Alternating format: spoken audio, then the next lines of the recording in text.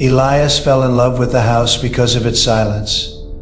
As a city planner, he had spent his entire life fighting chaos, noise, and inefficiency. So when he found the house, designed by an eccentric minimalist architect, he felt like he had found paradise. The house was famous for its perfect soundproofing, with thick walls and a simple structure, free of any unnecessary decoration. Here, the noise of the city was completely blocked out, leaving only a pure, calming silence. He thought he had finally found a perfectly ordered space that he could control. However, it seemed someone else cared more about the order of the house than he did. It started with small optimizations. He had a habit of tossing his keys onto the entryway table, but the next day he would find them hanging neatly on the wall hook, a hook he had never used himself. The remote control, which he left carelessly on the couch, would be placed perfectly in the center of the coffee table. At first, he thought it was his own subconscious at work, a man who craved order, perhaps tidying up in his sleep.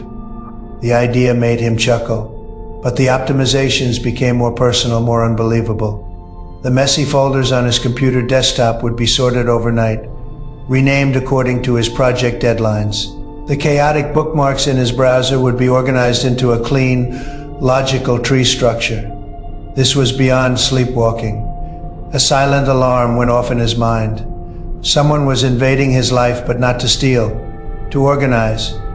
He changed the locks and installed hidden cameras, but he captured nothing. The intruder was like air, leaving no trace. The silence of the house was no longer calming. It felt like a giant, sound-absorbing sponge, hiding an unseen breath. The final straw was a blueprint. He had stayed up all night working on a major city project, spreading a huge traffic flow draft across his studio table. Exhausted, he fell asleep on the couch. The next morning, he went back to his studio to continue his work. He glanced at the blueprint and froze. On his original, slightly flawed design for a traffic circle, someone had drawn a more optimal route with a very fine, almost invisible silver pencil. The new line perfectly avoided bottlenecks and would increase traffic efficiency by at least 15%. This was not the work of an amateur. It was the work of an expert. An expert who lived in his walls. The intruder wasn't just organizing his life, he was correcting his work. Elias felt a shame and fear he had never known. He didn't call the police. He knew they would think he was crazy. He decided to uncover the identity of this silent architect himself. He remembered the house's most prized feature, the double-wall soundproofing system. A wild idea formed in his mind that night. He intentionally left a new, terribly designed community plan on his desk and set up a high-definition camera in the opposite corner. He locked himself in his bedroom, his eyes glued to the live feed on his phone. Around midnight, a scene on the monitor made his breath catch in his throat. A panel on the smooth, seamless studio wall slid silently inward, revealing a pitch black opening. An extremely thin man in worn gray work clothes stepped out. He moved like a ghost, without making a single sound. He walked straight to the desk and picked up the messy blueprint. He studied it for a long time, his face a mixture of disappointment and a sense of duty. He shook his head, picked up the silver pencil, and began to meticulously correct the drawing as if fixing a stupid mistake made by a student. Elias couldn't take it anymore. He threw open his bedroom door and rushed out.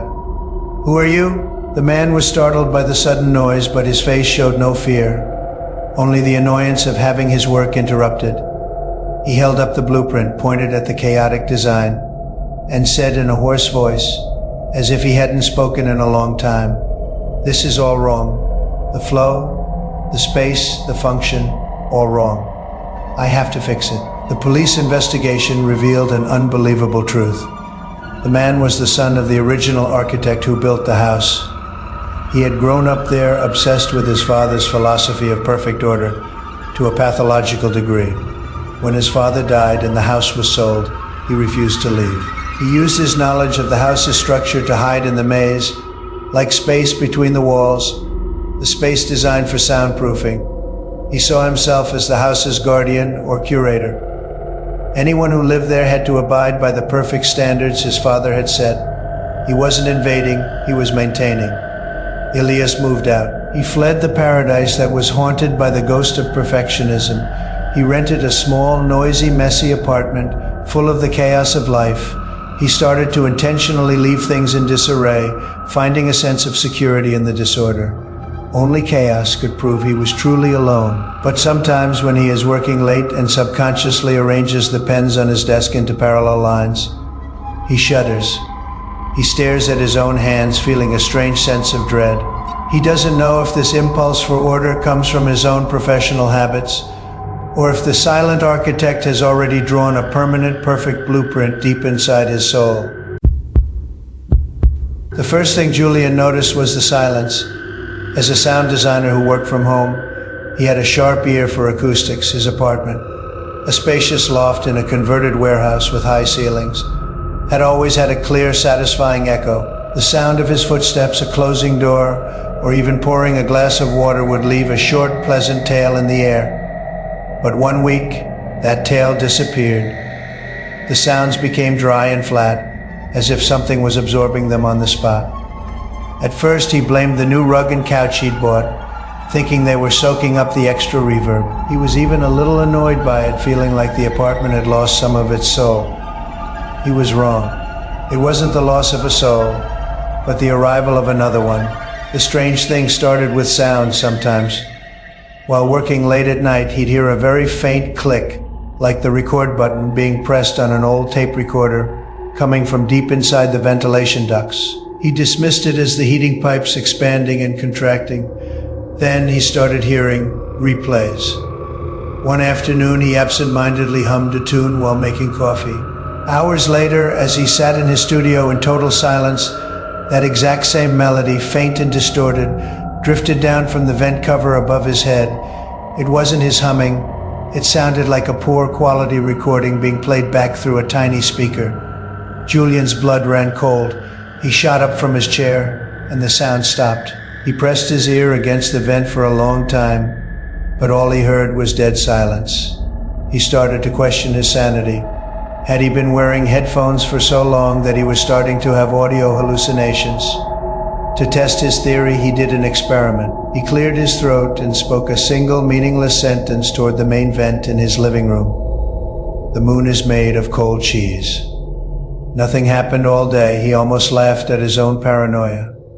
But later, in the dead of night, after a nightmare woke him up, he heard it. From the vent in the corner of his bedroom, a hushed, dry whisper came, mimicking his tone perfectly, "is made of cold cheese."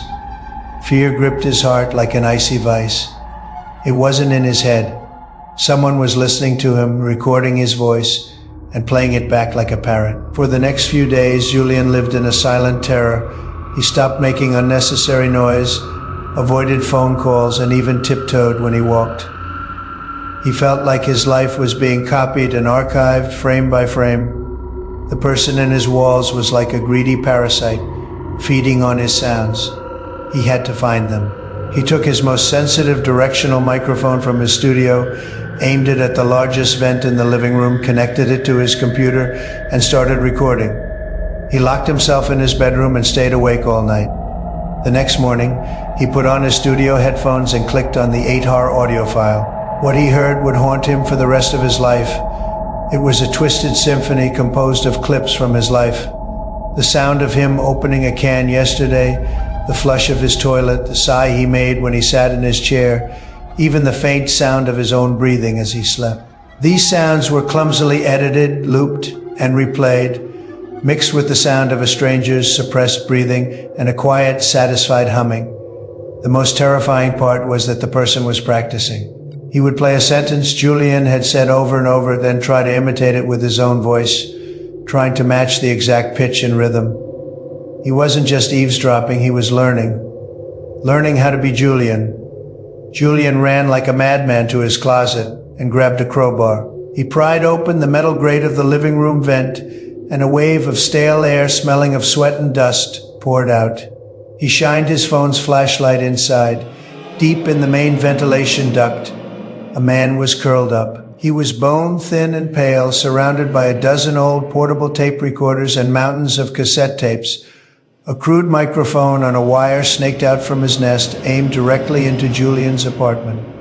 When the man saw the light, he didn't panic. Instead, he looked up, a strange smile on his face. He opened his mouth and, in a voice that was almost identical to Julian's, said softly, "Hello."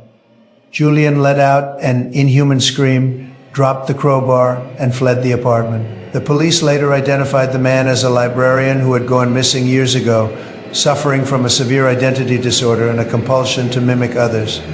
He believed he had no self of his own, so he would choose someone he found interesting and try to construct a false personality for himself by completely copying their voice and life sounds. The man was taken away, but Julian's world had collapsed.